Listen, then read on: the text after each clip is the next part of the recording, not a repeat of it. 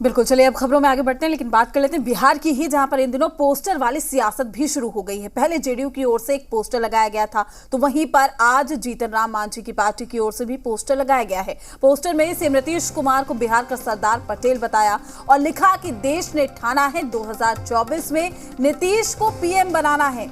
वहीं ये भी लिखा गया है कि नीतीश कुमार देश को एक श्रेष्ठ समाज वाला भारत बनाएंगे। तो साथ ही हम आपको तस्वीर भी दिखा रहे हैं, यानी कि ये पोस्टर दिखा रहे हैं जहां पर सीएम नीतीश कुमार को पीएम बनाने की जो बात है वो कही गई है। बिहार में पोस्टर वाली सियासत शुरू हो गई।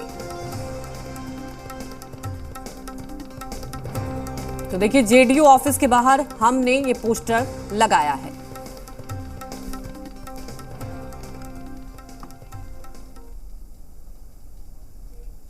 तब आपको दो तस्वीरें दिखाते हैं। पहली तस्वीर कल की है, जहां जेडीयू की ओर से पोस्टर लगाया गया था जिसमें लिखा गया था कि जुमला नहीं हकीकत, आगाज हुआ बदलाव होगा। हम तस्वीरें आपको दिखाएंगे, अभी दिखा रहे हैं तस्वीरें आपके टेलीविजन स्क्रीन पर। ये दो तस्वीरें देखिए, और प्रदेश में देखा देश में दिखेगा। तो वहीं दूसरी तस्वीर आज की है। ये जो पहली तस्वीर है ये कल जेडीयू ने लगाया था, और जो आज की तस्वीर हम दिखा रहे हैं आपको ये हमने लगाया है। तो समझिए पोस्टर को लेकर कितनी सियासत। जहां जीतन राम मांझी की पार्टी हमने भी जेडीयू ऑफिस के सामने एक पोस्टर लगाया जिसमें नीतीश कुमार को बिहार का सरदार बताया है।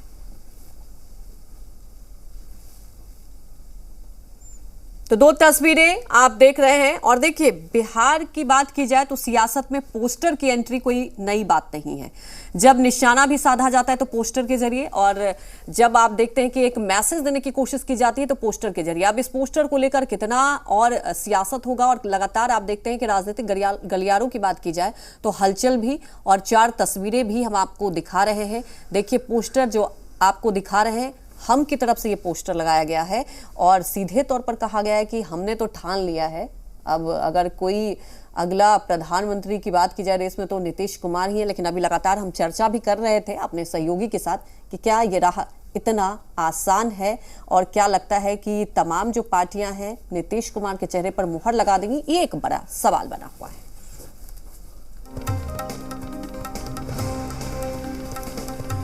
तो क्या वाकई मिशन 2024 पर नीतीश निकल चुके हैं?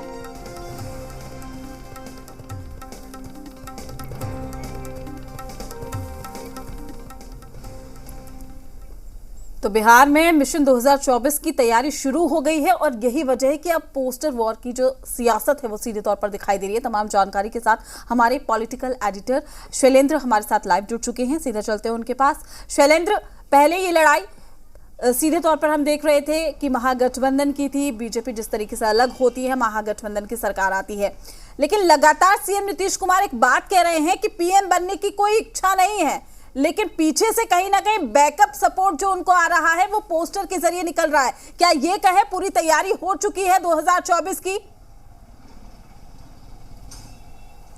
देखिए साफ तौर पे है प्रीति की 2024 की तैयारी हो चुकी है। अब कहने के लिए कुछ और है, करने के लिए कुछ और है, ये कह सकते हैं।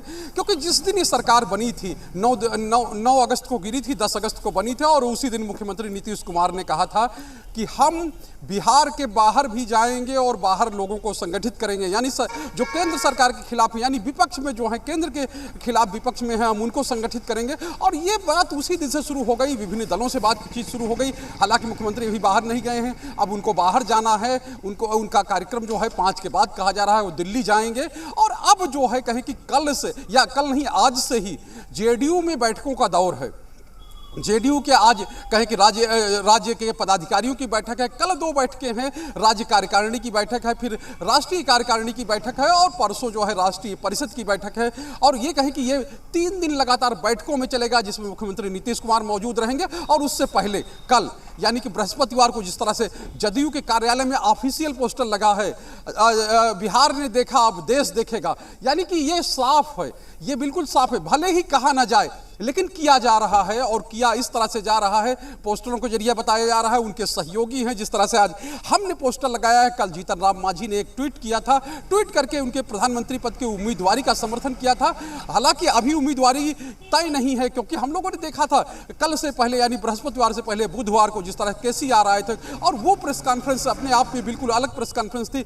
बिहार ने वैसी प्रेस कॉन्फ्रेंस अभी नहीं देखी थी राजनीतिक रूप से, कि एक नेता बैठा हुआ है, दूसरा उठकर जाने के लिए तैयार है और सवाल पूछे जा रहे हैं, सवालों का जवाब सही नहीं दिया जा रहा है। और साफ तौर पे है उसमें भी यही था कि क्या प्रधानमंत्री पद के लिए आप नीतीश कुमार को स्वीकार करेंगे। के चंद्रशेखर राव थे, तेलंगाना के मुख्यमंत्री हैं, और तब उन्होंने गोलमोल जवाब दिया, कहा कि हम मान लेंगे, दूसरा कोई नहीं मानेगा, तब क्या होगा। लेकिन उसमें उस प्रेस कॉन्फ्रेंस में उससे पहले जो बातचीत हुई थी उसकी झलक दिख रही थी साफ तौर पे कि जो बात हुई होगी कहीं ना कहीं उसमें एका नहीं बनी, उसमें चीजें कहीं कि जो दोनों नेता चाह रहे होंगे वो उस हल पर नहीं पहुंचे, उस नतीजे पर नहीं पहुंचे, और वो साफ तौर पर पूरी तरह से वो चीज़ें प्रेस कॉन्फ्रेंस में आ गई। और प्रेस कॉन्फ्रेंस में ये दिखा कि जो एक तरह से कहें कि मुख्यमंत्री नीतीश कुमार का जो बिहार से बाहर जाने के, बिहार के बाहर के लोगों को यानी विपक्ष को एकजुट करने का जो सपना था वो पहले ही टेस्ट में लगभग कहें कि जिस स्तर पर जाना चाहिए, जहाँ पर जाना चाहिए तो वहाँ तक नहीं जा पाया। और वही वजह थी कि उस प्रेस कॉन्फ्रेंस में इस तरह की चीज़ें हुई।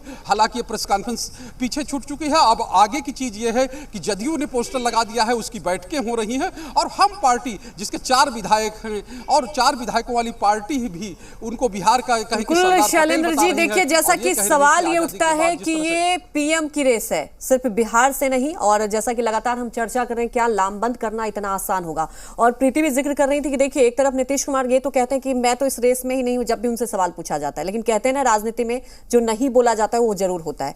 तो कुल मिलाकर जैसा कि आप बता रहे हैं बैठकों का दौर अभी होगा, तो ये समझा जाए कि आने वाले वक्त के लिए पूरी रणनीति बनाई जा रही है शैलेंद्र।